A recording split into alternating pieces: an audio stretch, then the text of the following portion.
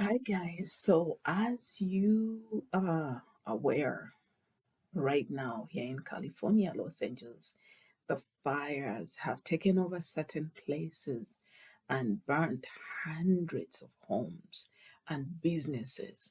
And I'm talking about property that costs millions of dollars.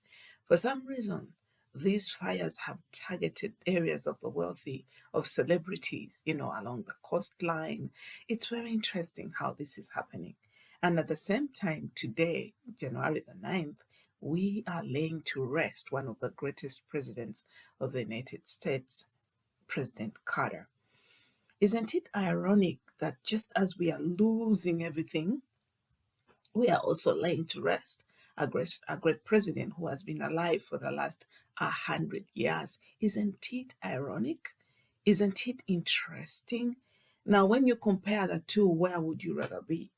Would you rather be the one in the coffin, or you would rather be the one experiencing and at least going through the loss and the motions of losing everything that you've worked for whichever years? It's your friend here, Dr. Mpalinkana, and today the topic is based on my quotation that I first came up with, that loss gives us a chance for an upgrade. Let me narrate. Before I do, I'm so sorry if you are one of these people who have lost their homes. All your memories that you gathered in these homes, probably years and years of memories and trophies and hard earned work, your property, your clothes, your shoes, your chairs, everything else that was in your home, which is your sanctuary, which is where your soul rests, is probably now ashes. Now it's a memory. Other people have lost cars. I've seen on YouTube where cars are melting away. No more, can ever be used. Our house is now a pile of ash. This fire is unkind, uncertain. It doesn't matter whether you're a good person, bad person, has worked so hard to get where you are. It does not matter. It is showing you that I don't care what you have, I will take it. Now, there is a lesson in this.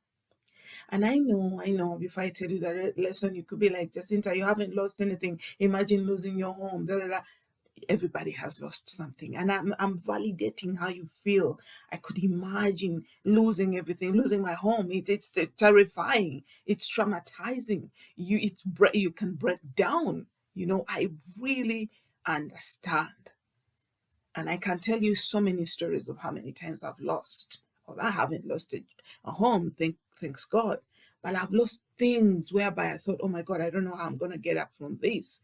I remember when I was just leaving the UN to go to the UK to pursue my MBA many years ago.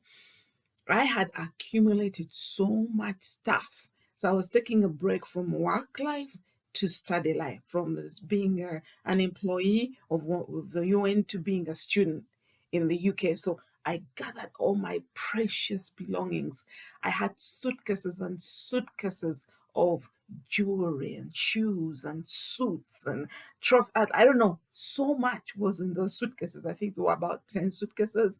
It was like, imagine a celebrity. I was like a celebrity moving my stuff from Kosovo to the UK as a student with 10 suitcases of fabulous stuff, thinking that I was going to start my life as a fabulous student. Okay. So I left my property in the UK and went back to Africa for vacation before I could begin school. And I left everything with a friend. When I came back to the UK, my friend had disappeared. He had taken everything, and I have never even found him again. All I had was a backpack. But I had to shift my attention from what I had lost to what was important. I was there to go to school to achieve my MBA, so nothing else had to be important at that time. But it was important because I was like, oh my God, all I have is what I came wearing. All I have is this pair of sports, like sweats and a hat and maybe my a laptop. That's all I had. And guess what? There is something I hadn't lost, but I only look back now to know that there is something we can never lose. I had not lost the source from which I got all these things. I had not lost the most important asset I had: life, a beating heart, a mind, a brain. I had not lost my support from my provider, God, that dwells within me. I had not, but I didn't know then. But somewhere, somehow, I was able to begin and start again and go through my MBA and actually became the best student of the year with a 4.0 grade. Now, why am I telling you all of this? I'm telling you all of this to remember that it doesn't matter what you lose. If you don't become a loss along with what you've lost, you can start again. You just have to remember how you got up from where you were.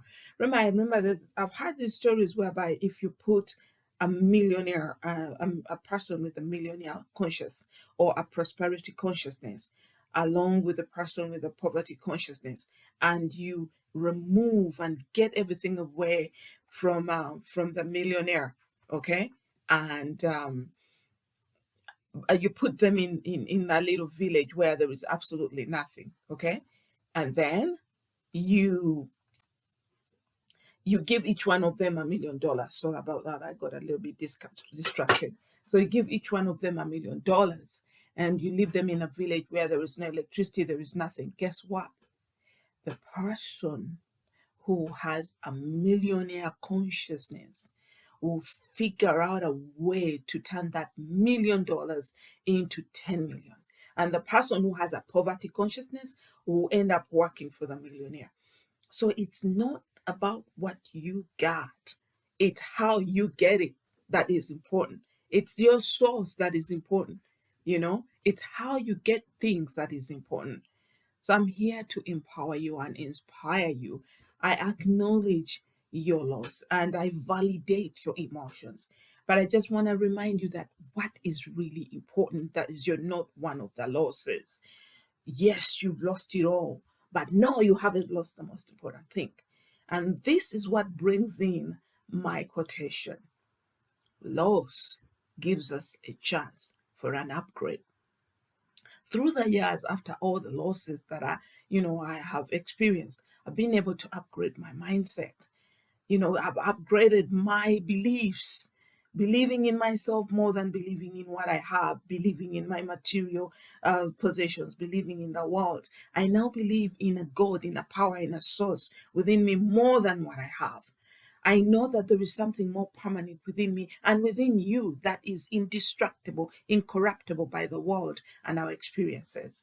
It's time for us to really upgrade our minds to know that, okay, I've lost that, but I can still get up and go within and find a way to get up again and get even more, upgrade what I had, because nothing happens without a reason. The universe doesn't make mistakes. And it's very interesting because President Carter is being laid to rest, okay? He's gone. But guess what? We are still here. We can build, we can create, we can expand, we can replace, we can upgrade.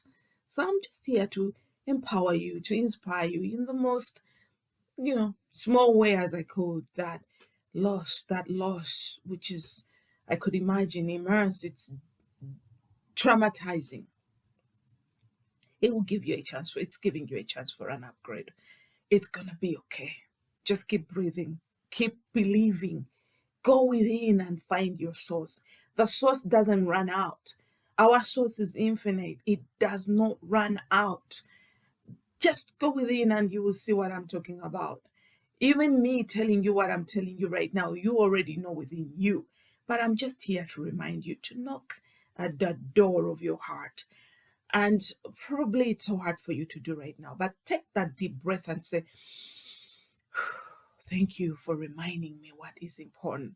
Because, folks, what's really important is your beating heart, your breathing lungs, and your life and your connection to yourself. God is the most important part of yourself.